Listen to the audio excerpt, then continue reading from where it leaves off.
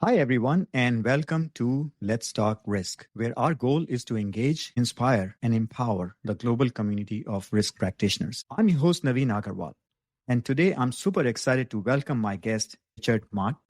Richard is a seasoned industry leader with many years of leadership experience at companies such as Pfizer, Hospira, Baxter, and Medtronic. He has been in leadership roles and also executive roles. So, guys, today we're going to talk about an interesting topic which I think a lot of us struggle with, and I would love to hear your thoughts. How do you communicate risk to senior executives in a way that they can understand it quickly and make the right decisions? And I know all of us many times are frustrated or disappointed when we find that senior leaders don't take risk too seriously. So I wonder if it is the way we are telling them or they just don't care. So we want to explore this topic with Richard, and I think he's the perfect speaker to talk about that because he has been in this situation many, many times. So with that, Richard, I'm so excited to welcome you today.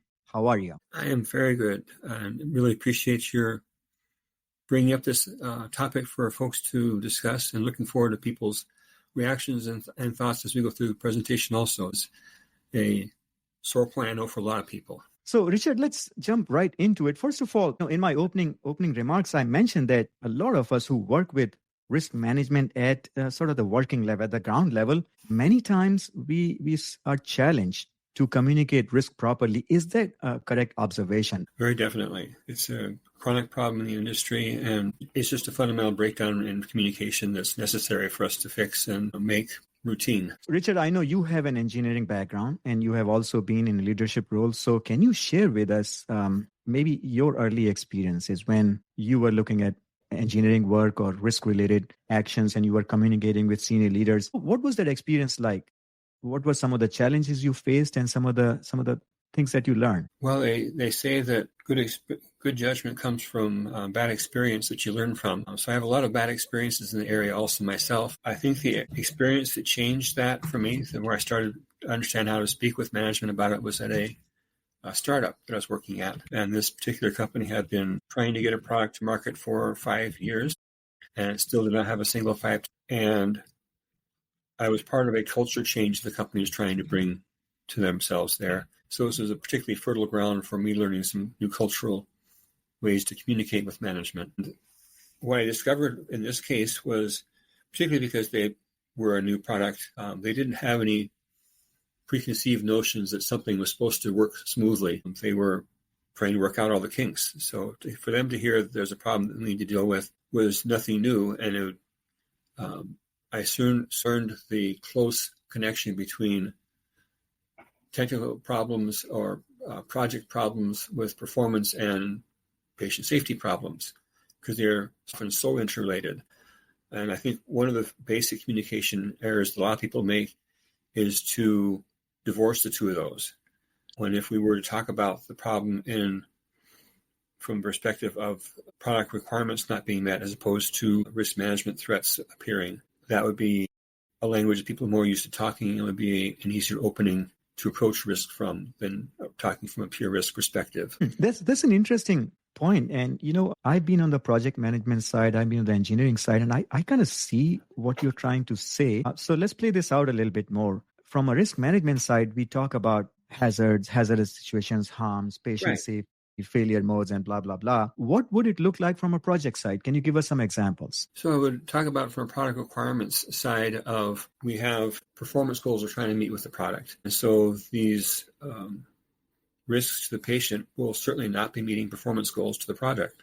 Management is typically much more attuned to product requirements than they are to risk. So I can talk about, and assuming, and this is a big assumption, so this is part of the background legwork that we need to do, in my opinion, in risk management, is to make sure that there are good, clear connections between the product requirements and our risk threats or hazards and so forth. And that's what we're required to do anyway. So it's a matter of getting rewarded for doing the good thing, because if we do make those connections clear, we can then talk with management about product requirements that are not being met. And we can talk about not only they're not being met from the perspective of the product's not working right, but also representing these threats to the patients that we would not threaten them with if we were to do this requirement properly. And so you actually then are, one, talking in the language they used to, but you then have an adder you're going to put on to the requirements perspective to talk about patient risk on top of it. So it gives that much more emphasis and power to what you're saying. Yeah. And, I think they are also interested in more than just product requirements. At the end of the day, they want to get to market and start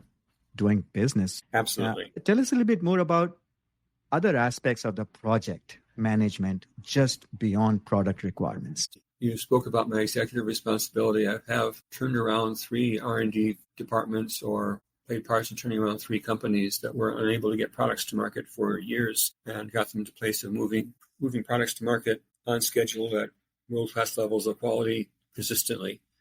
I hate to oversimplify it, but it comes down to managing risk. It's managing project risk, but it's managing project risk with patient risk in mind, first and foremost. So we all have a dozen things we need to work on at one time. It's a matter of prioritizing the patient risk items first and getting them taken care of, and then we can get to the nice to have, but still very important items. And so it becomes a prioritization tool in the work that I'm doing in the day-to-day crunch of tasks that need to get done. So Richard, can you think about one experience that stands out to you that you felt it went really well from a communication point of view? A very clear example of that comes to mind. I was actually hired to shut down a division because they've been performing so badly. Their flagship product had been recalled twice in the previous 3 years. They were in pretty much disarray about how to proceed forward. And I just applied what I've been talking with too briefly, but what I've been talking with, I applied in terms of communicating with management before we needed to.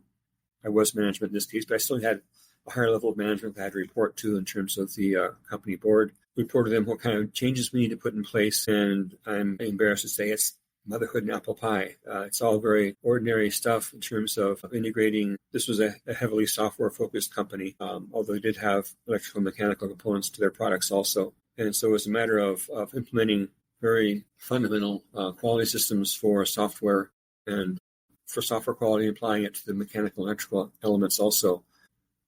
We very quickly had I think it was about 6 weeks from when I got responsibility for their flagship product. We had it fixed in place and had it shipping. And that was all a matter of, so from my perspective as a leader, so we can talk about the difficulty communicating to management. Key lessons I learned as an employee is that I need to manage my manager. I can't just be a passive recipient of whatever my manager throws out, sees fit to throw to me. So in the course of managing my managers, I would talk with them about the risks of the project going forward, both project risks, requirement risks, patient risks. And a lot of people try and separate the two of those. Right? They try to talk about patient risks and never talk about scheduling risks. And I think that's a huge mistake because they both come together in the product requirements, and meeting those requirements will ensure the product is successful and ensure that the patient is protected. So I think we need to break down that wall and talk about them as an integrated whole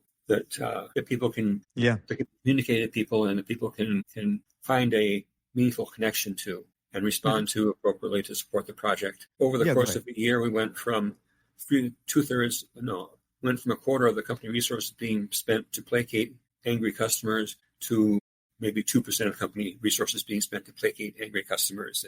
Right. It was a huge turnaround. We didn't shut down the division. We actually shut down another division in the company because we became the best performing division in the entire company. Oh, wow. And It's all through very, again, embarrassingly simple motherhood and apple pie elements of quality and applying those to the process that they were going through. Yeah.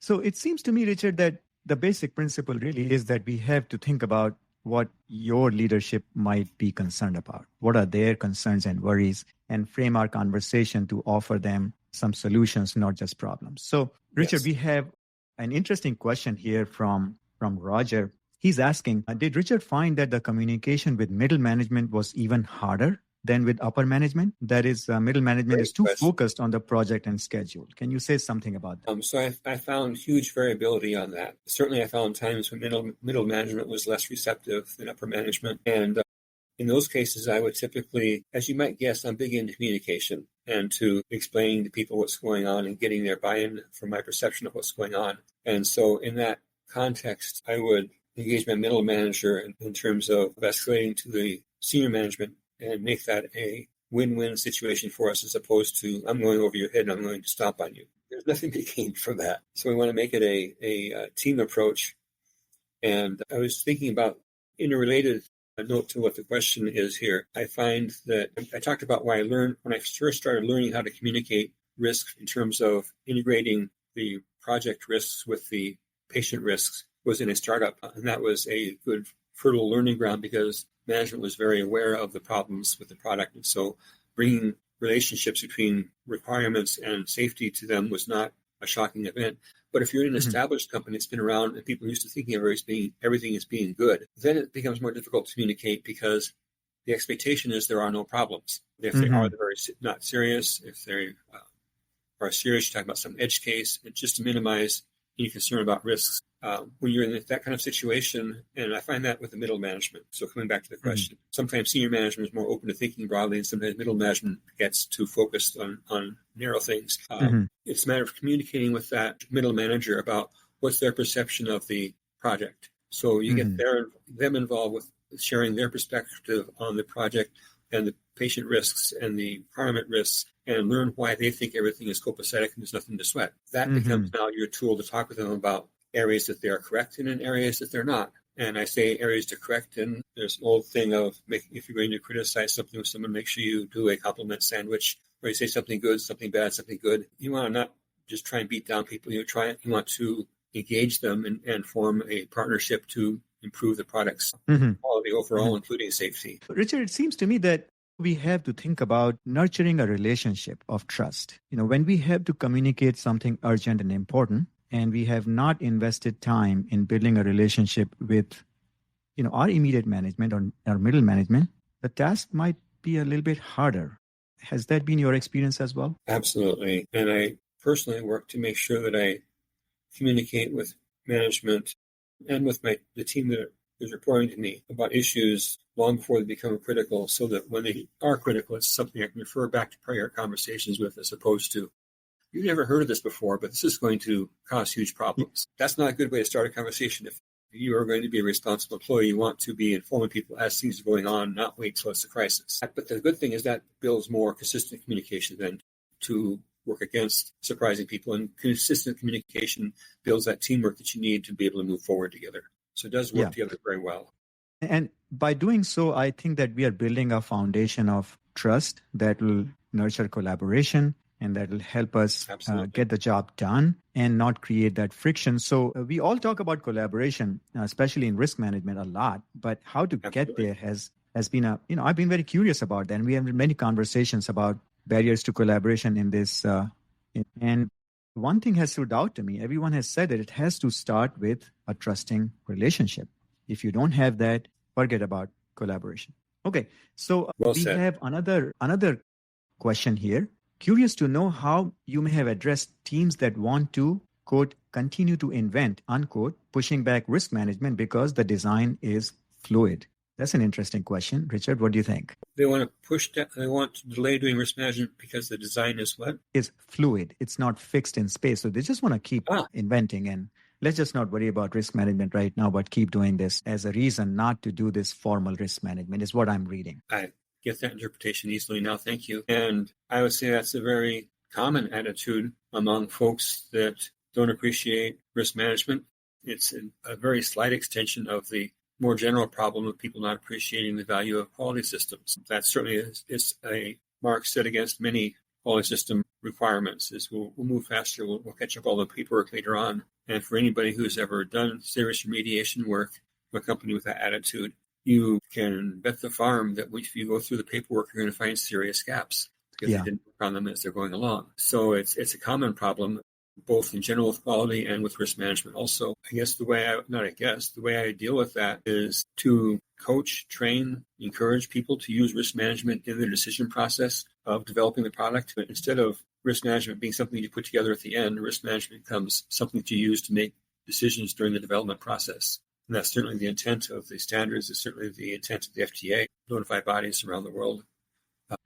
And using risk management properly also at one time. Yeah. Then it also matters how we show up, right? If we show up talking about risk management or quality management as a paper exercise or a problem we have to overcome or avoid in an audit or inspection, we're going to be seen as basically, doing this for the purpose of documentation. But if we show up as this being a real problem-solving tool with a patient focus and helping our engineers become successful doing the right design, I think the communication might go a little bit better, right? It makes all the difference. Yes, you said it very well. Thank you. Okay. We have many interesting comments coming through, so I'm going to briefly show them. John is asking, or maybe I think thinking out loud, could this fluidity be caused by poor requirements practice, which fails to capture safety requirements at the same time as other functionality? Quite interesting point here, John. We have to think about that. Let me read another comment very quickly from Chris. Best way to manage risk is to never put a device on the market. That means we are aiming for zero risk. That's not practical. That's correct.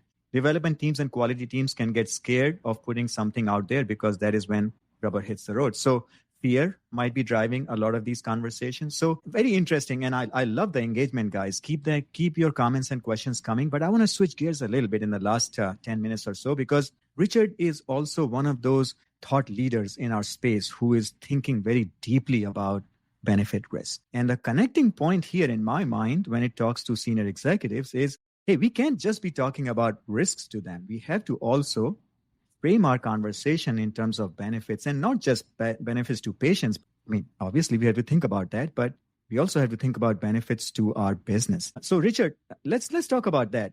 Tell us, what is your latest thinking on a benefit risk when it comes to medical devices in our practices and risk management? Well, thank you, Naveen, for that generous opening, because there's a lot going on. There's a broad discussion in the medical community right now, the medical device, medical product community, about what risk is, or what benefit is. And the definitions of benefit are expanding quite rapidly.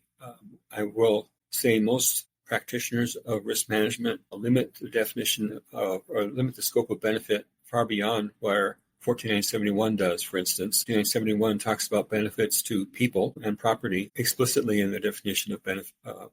They added benefit to the most recent version only. So I apologize for saying that. But the benefits are being understood to be much broader now than the patient. That's right. It would include the staff that's used the equipment.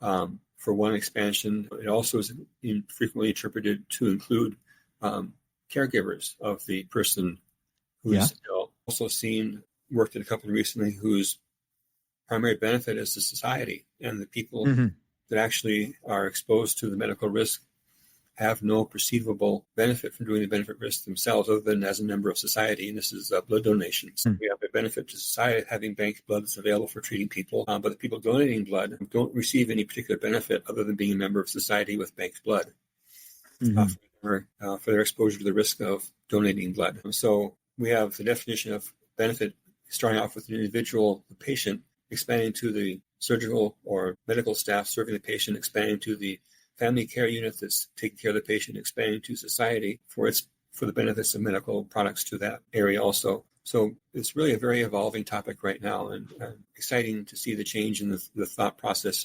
going on so broadly. Yeah. And, this is interesting perspective, and surely we have to think beyond just the patient. But Richard, it might feel to some that, hey, it's just too big to handle. And we are already so busy doing all this risk analysis and documentation and whatnot. How can we simplify our life when we look at benefit risk? Can you share some high-level, top-of-mind ideas? Actually, I'm doing some trainings on this very topic right now, so this is a very apt question. My answer for that is to do a better job of establishing the risk, the sequence of events leading to harm. And it actually becomes much simpler then, because you can see what's in scope and what's out of scope and address things more quickly. A lot of people will stop their sequence of events before an actual harm occurs, which has the terrible effect of greatly magnifying the probability of a supposed harm occurring. And so we actually wind up with greatly overstated risks for something that's really not that big an issue, or people will do worst case analyses. These are all done in the name of trying to do less work on risk management, but they actually wind up creating a very distorted view of risk, which makes more work. I have a company I was consulting with recently that has a lot of worst case risk analyses that they did to try and make the risk management go more quickly. The problem was when they try to use those risk managements now in their CAPA system or their complaint system, because it's worst case, it's driving them to do corrective actions that are greatly out of scale with the actual risk that's presented by an issue. Interesting. In terms of making it work properly, it actually works better if you do the job right in the first place.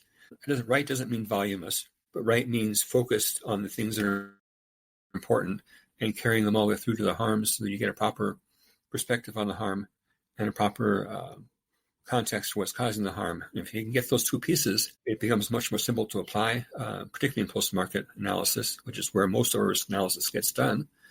It becomes much more simpler to apply there and will save huge amounts of time. Awesome. Thank you for sharing that, Richard. I think we have a very interesting question here that I would love to spend some time on. Do you feel that there is some minimum level of authority within a company to act as a risk manager? If too junior, you get less buy-in than a more senior professional. Does status matter when it comes to communication and influence around risk management? I think you just hit the answer perfectly there, Naveen. It's a matter of having the credibility and the communication skills to carry a topic, to present a topic in a manner that will be of engaging for the company's management. And a lot of times folks that are relatively junior don't have that experience yet. A lot of folks that are quite senior don't have that skill yet, but it's something that they're more likely to have. And we need to, all of us, nurture and improve on, certainly including myself. So it seems to me, Richard, that I don't think it's a matter of positional authority, but it's a matter of authority gained through expertise and credibility through work, right? It's not whether you're a manager, senior manager, director. Right. No, that's not what matters. Correct. Right. So we want us to believe, and I think that's, by the way, guys, this is exactly what our purpose is at Let's Talk Risk, is to inspire all of us and empower all of us. We don't have to be vice presidents or presidents or senior VPs to do risk management and be seen as credible risk managers. So enough said on that. I think Roger is sharing a comment here. Hate to say it, but one way to appreciate risk analysis is to experience or study warning letters. Personally, warning letter remediation made me think about this on all new projects. Yes. So, it's good to learn from your mistakes, but I say to people, it's even better to learn from other people's mistakes. Very much, yes. I also would encourage companies to have a training function. You learn a tremendous amount attending audits of your company's documentation. Yeah.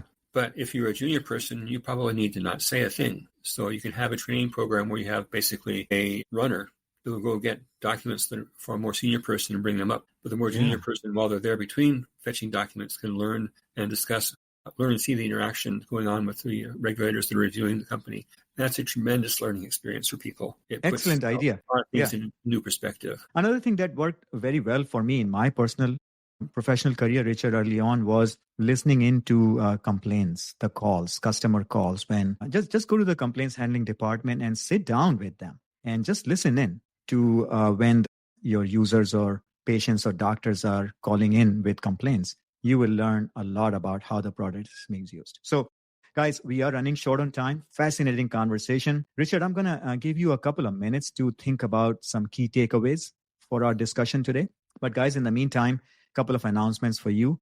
The first one is that next week we will not have our Let's Talk Risk session because of the July 4th holiday. I wish all of you to have a good time with family and take some time off. So we will come back again week after next. The second announcement is my next session of the FMEA workshop is coming up very soon. And one of the things that I teach in this workshop is how to connect your failure risk analysis with what I call hazard harm risk analysis under 14971. It's a connection, not necessarily doing everything in one place. So it's a very hands-on 4-hour experience with actually a case study device. You will be working with a case study device. So be warned, there'll be some pre-work and some homework before you show up to the workshop. But we are getting very good feedback from people who have attended this workshop. And if you're interested, please reach out to me and I'll give you more details. Richard, with that, the floor is yours. Please share just 2 or 3 key takeaways with us. Certainly. And I think the key takeaways are to build communication early before you have crises and to make sure that your team that you're working with and your management are both aware of risks of the project, risks of the patient. And I put those together because they are so intimately related to each other. And that by communicating those issues early, you can build the communication bridges you need to travel across when the crises do hit. I find teams, one thing I forgot to mention before, but I find teams are beautifully informed if you just ask, what do you see as the most risky parts of this project? What do you see as the most risky parts of the patient? They will give you excellent answers. And you can use those with your own background skill, to build a list of communication tools that you will communicate to your management and communicate across the team with. And it pays huge dividends. Wonderful. Thank you, Richard. Great practical insights. Thank you so much.